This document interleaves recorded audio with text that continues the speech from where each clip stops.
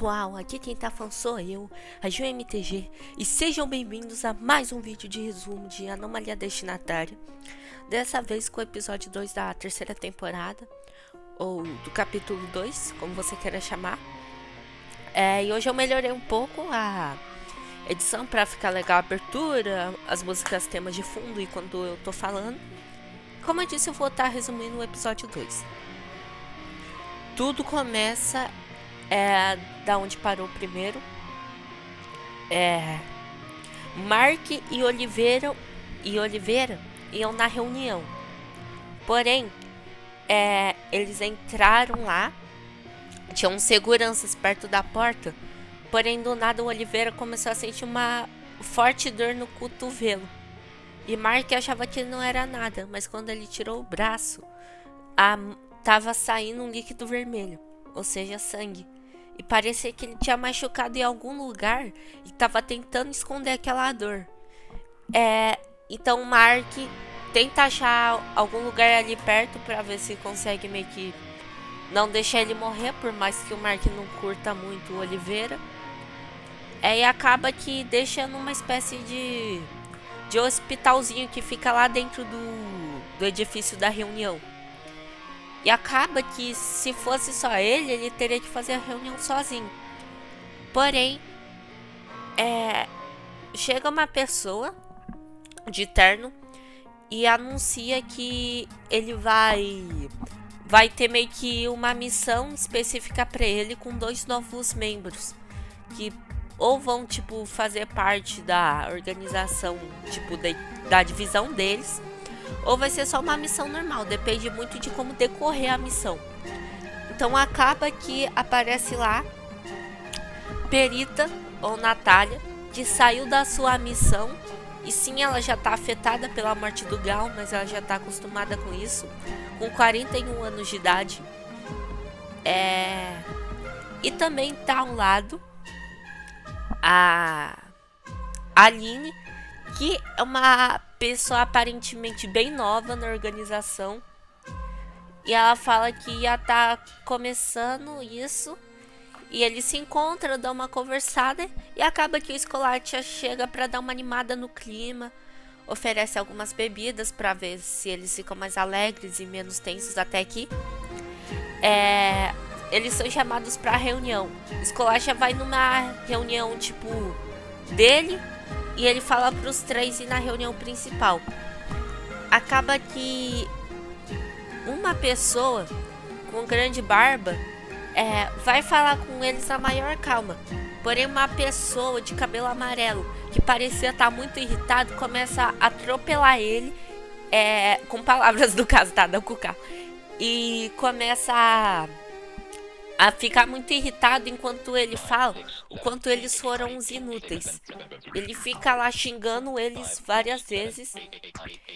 E eles ficam meio que tensos ouvindo isso, com raiva e com vários sentimentos.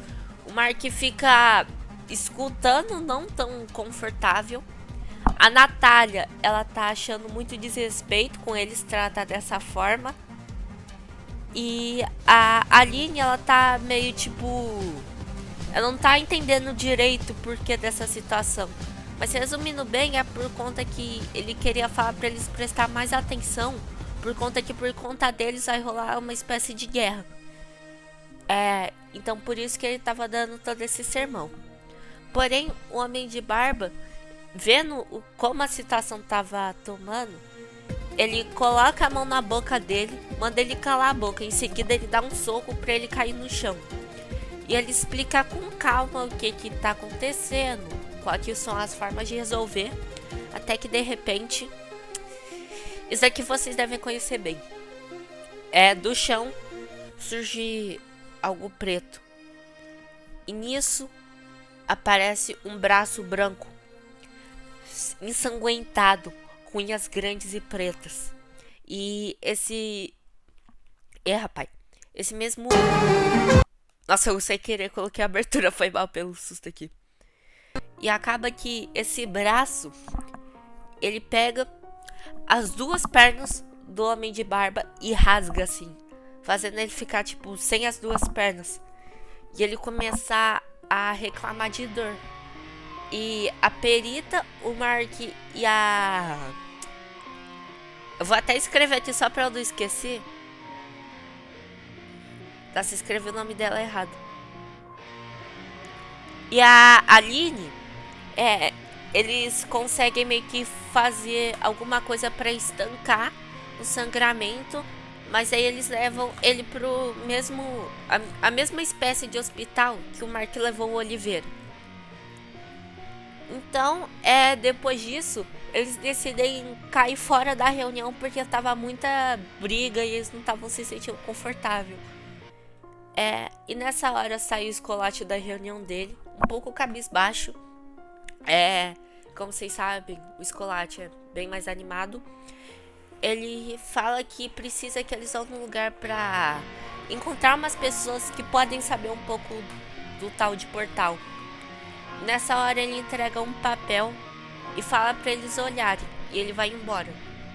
Quando eles abrem, tem a imagem do Cristo Redentor e tá escrito em cima Rio de Janeiro. Acaba que eles viajam pro Rio de Janeiro de avião e eles chegam um pouco cansados e acaba que eles são recebidos pelo português de Portugal. Ele comenta pra eles encontrarem uma pessoa que fica lá, que é um carioca muito alegre. E esse carioca dá o quarto do hotel pra cada um. Cada um dá uma dormida e descansada, porque, a missão foi um pouco difícil. E depois disso, eles meio que vão tomar um café da manhã.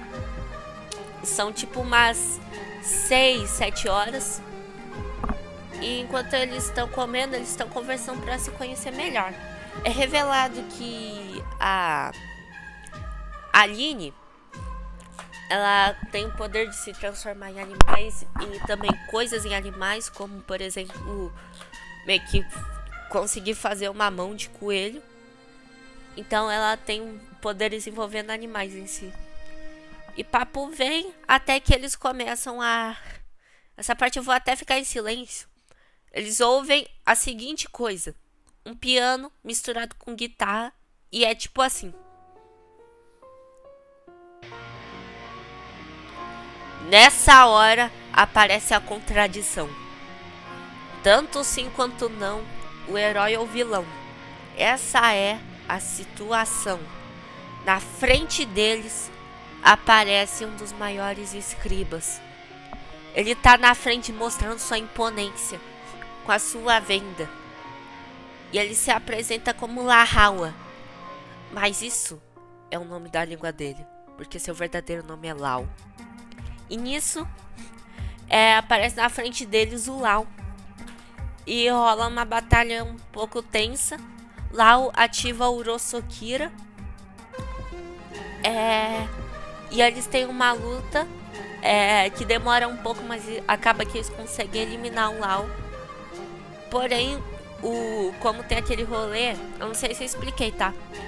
Quando o Lau vai de F, ele meio que reencarna. Então, ele já reencarnou assim, eles ficaram sabendo por alguns membros da organização. E tem um negócio aqui que eu só vou deixar aqui em parênteses. O Oliveira tem as memórias meio zoadas, tá? Só avisão, porque eu não sei se eu expliquei isso nos outros resumos. Mas eu expliquei algumas coisas envolvendo memórias e coisa do tipo. Então acaba que eles estão lá andando e eles vão numa espécie de Rock in Rio pra tentar encontrar as pessoas o qual o Escolatia falava. E eles encontram uma banda com símbolos dos portais. E acaba que eles conseguem conversar um pouco com eles. E eles falam sobre um tal de... Eles explicam um pouco sobre questão do portal, essas coisas. Até que eles mostram uma sala de computador deles algumas imagens que eles conseguiram. E acaba que o computador, ele meio que quando vai mostrar, ele explode e o chão começa a ficar preto, surgem umas linhas brancas E eles começam a sentir calafrios. Sei lá qual que é o plural de calafrio. E eles conseguem ver como se tivesse uma ruptura. Nisso, abre a espécie do portal. Só que não é como se fosse um portal bonitinho. É um portal tipo todo feio, como se aquilo fosse carne viva. E eles olham aquilo, eles encaram, ainda assim com um pouco de medo, mas eles decidem entrar pra tentar descobrir em si sobre o que se trata. A perita é a primeira e ela vai o mais rápido possível. Nisso, ela vai observando as coisas. Ela começa a observar meio que um céu assim, misturado com um branco. Parece paz, parece justiça. Porém, aquilo tá um pouco verde. Parece esperança, mas ao mesmo tempo parece um desavanço. Aquilo não parecia estar correto. Aquilo parecia ser uma anomalia no outro lado. Por conta que era um céu branco de paz e tá um pouco verde assim, como se tivesse alguma coisa que iria amedrontar eles. Depois os outros chegam e não é nada agradável que eles encontram. Eles observam mãos grandes, dedos grandes, a carne como se fosse constituída por várias fitas assim que se formaram uma carne bem forte e musculosa. Eles observam o pé da criatura, que é como se fosse um verde escuro. A criatura toda musculosa. E eles observam a cara dele. A cabeça dele parece muito como se fosse de algo desconhecido. Algo como se fosse uma espécie de criatura daquele lugar. E eles observam ele. Uma transmissão. Vou até colocar aqui. Eles observam. E o seguinte: uma transmissão sem ação é uma péssima execução. Rádio.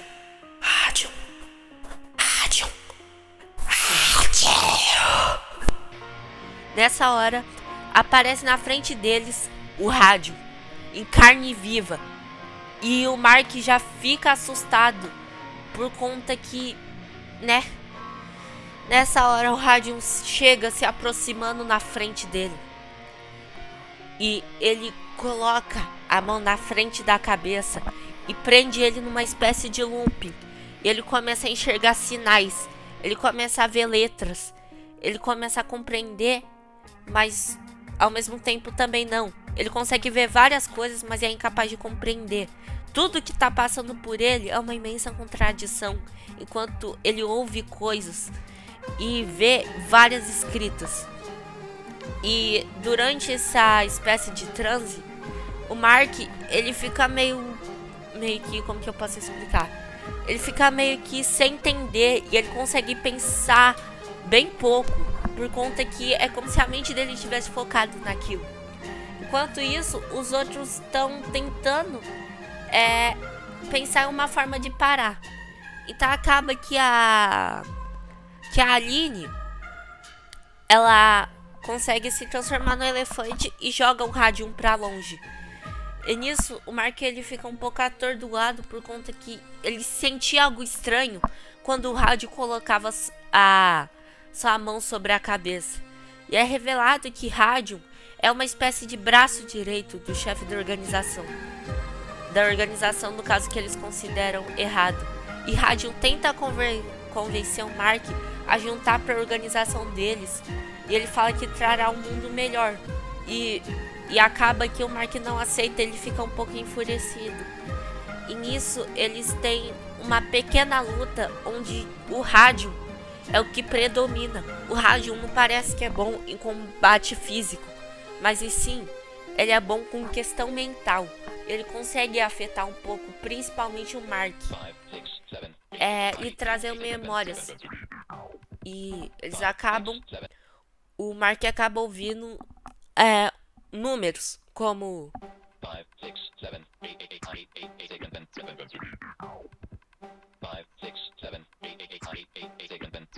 E nessa hora é que ele vai ouvindo os números, a mente dele vai ficando como uma espécie de bagunça.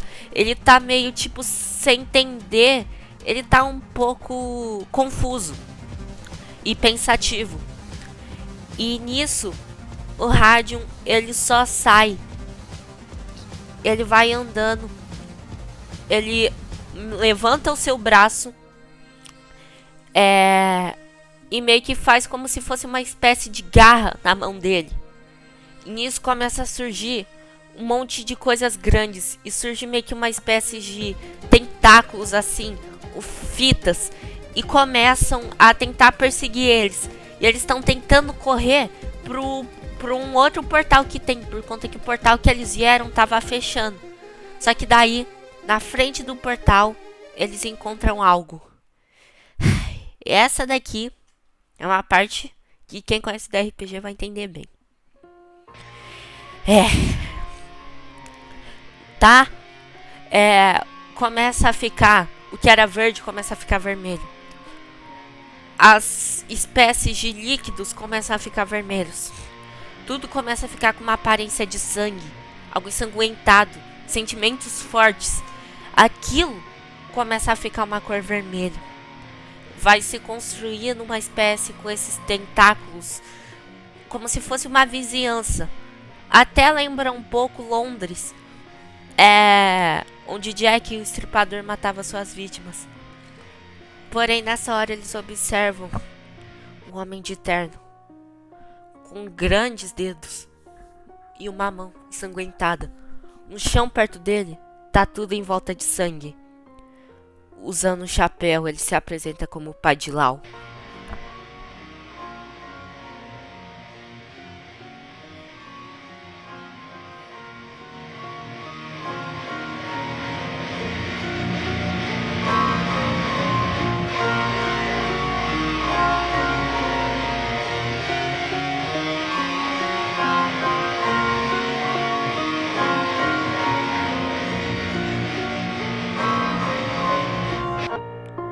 E assim, tá na frente deles o pai de Lau.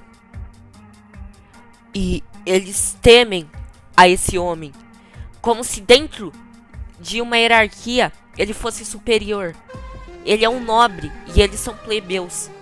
Ele tem uma presença assustadora. Eles percebem o quão baixo eles estão e o quanto ele mostra sua presença. E ele se nomeia como a calamidade desse mundo. A calamidade que o mundo precisa para se tornar algo perfeito. E assim encerra o segundo episódio de Anomalia Destinatária. E com a presença do pai do Lau, vou me despedir desse vídeo. Desculpa se eu fui meio zoada, que esse vídeo eu tô gravando um dia depois que eu fiz e eu falei bastante, então às vezes pode ficar meio zoado. Tanto é que minha voz às vezes dá uma cansada, eu dou uma respirada. Eu espero que vocês tenham gostado desse resumo. Eu tentei fazer com uma edição melhor. E termina com esse plot twist que o grande vilão tá na frente deles. Então, até o próximo vídeo ou resumo. Obrigado por assistir, deixa o like, se inscreve, valeu e tchau!